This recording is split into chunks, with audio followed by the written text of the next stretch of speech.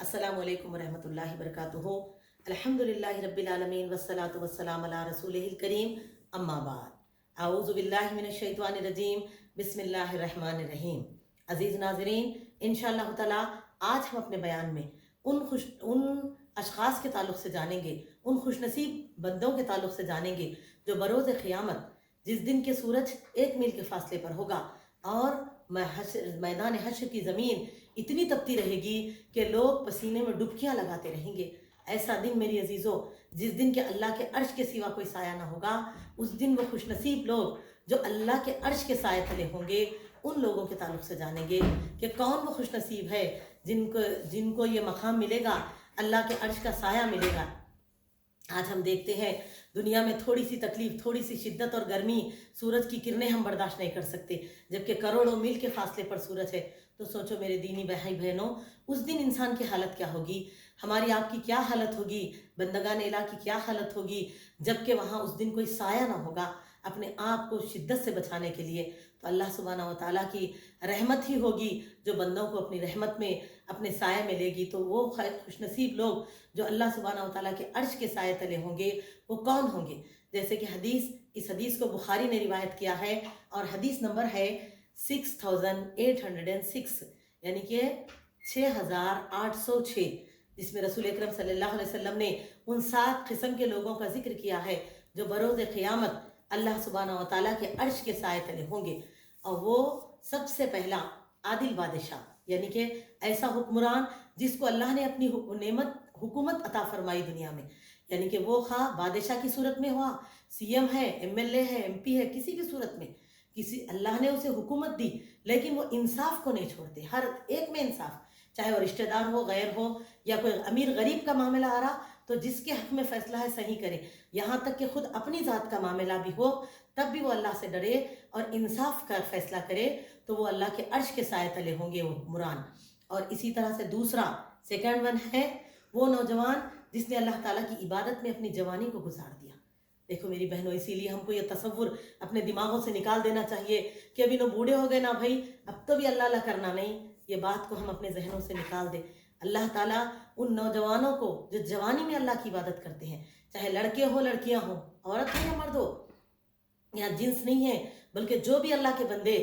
وہ اللہ کے عرش کے سائے تلے رہیں گے جو کہ جوانی میں اللہ کی عبادت کریں گے۔ تو اللہ تعالیٰ ہم کو اس بات کا احساس دے اور نوجوان پیڑھی کو عبادتوں کی توفیق عطا فرمائے۔ اور میری عزیزو، اسی طرح سے تیسرا، جس شخص کا دل مسجد میں ہی لگا رہتا ہے، یعنی کہ وہ مسلمان جو ایک نماز ایک عبادت کر لیے پھر اس کے دل بار بار مسجد کی طرف کھینچتا ہے عبادتوں کے لیے، وہ بھی اللہ تعالیٰ کے عرش کے سائے تلے رہیں گے۔ تو اللہ تعالیٰ سے دعا ہے کہ ہم کو نہ صرف مسجدوں کی تعمیر میں ہی آگے بڑھ کے حصہ لینے والے یا مسجدوں کی تعمیر میں مال اسباب دینے والے، بلکہ اس مسجدوں کو آباد کر کے عبادتیں کرنے والے بھی بنائیں تاکہ ہم ان درجات کو پائیں۔ آگے 4 نمبر پر فورتھ ون، وہ شخص جو اللہ کے لیے ایک دوسرے سے محبت کرتے ہیں، وہ 2 لوگ جو اللہ تعالیٰ کے لیے ایک دوسرے سے محبت کرتے ہیں، یعنی کہ وہ رشتہ داری، دوستی، خلوص ان میں کچھ نہیں ہے، لیکن وہ لوگ دونوں سے جڑے کیوں، دونوں ایک دوسرے سے کیوں جڑے، ایک دوسرے سے قریب کیوں ہیں؟ کیونکہ یہ بھی اللہ تعالیٰ سے محبت کرتے ہیں اور وہ بھی، اور اللہ کے لیے وہ ایک دوسرے کے قریب ہوتے ہیں۔ تو اللہ تعالیٰ ان 2 اشخاص کو بھی اپنے عرش کے سائے تلے جگہ عطا فرمائیں گے۔ اور میری عزیزو، اسی طرح سے 5ویں نمبر پر جس نے اللہ تعالیٰ کو تنہائی میں یاد کیا اور اس کی آنکھوں سے آنسو گر پڑے، اللہ تعالیٰ کو تنہائی میں یاد کیا اور جو اس کی آنکھوں سے آنسو گر پڑے۔ اور یہ کب ہوگا میری عزیزو؟ جب ہم اللہ تعالیٰ سے ہماری دلی محبت ہوگی، اللہ کی توحید کا ہمارے دلوں پہ اثر ہوگا،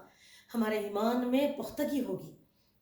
اور میری عزیزو اللہ کی نعمتوں کا ہمارے دلوں کو احساس ہوگا، تو تب ہمارے آنکھ میں آنسو آئیں گے۔ دیکھیں کتنی آج نعمتیں ہم استعمال کرتے، ظاہری چھوڑ کر اگر ہم اپنے جسمانی بھی دیکھ لیں گے نا،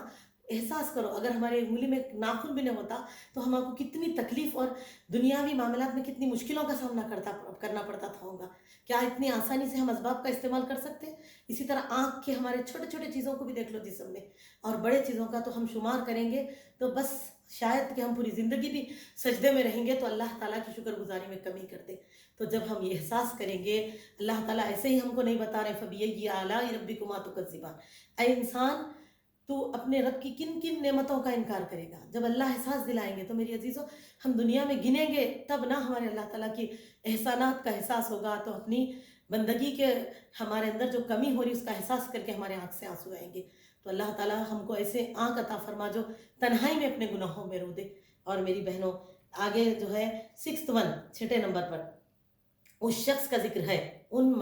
مردوں کا جسے کسی مالدار اور خوبصورت عورت نے دعوت دی، اپنی طرف بلایا گناہ کے لیے، اور وہ یہ کہتا ہے کہ میں اللہ تعالیٰ سے ڈرتا ہوں۔ الحمدللہ،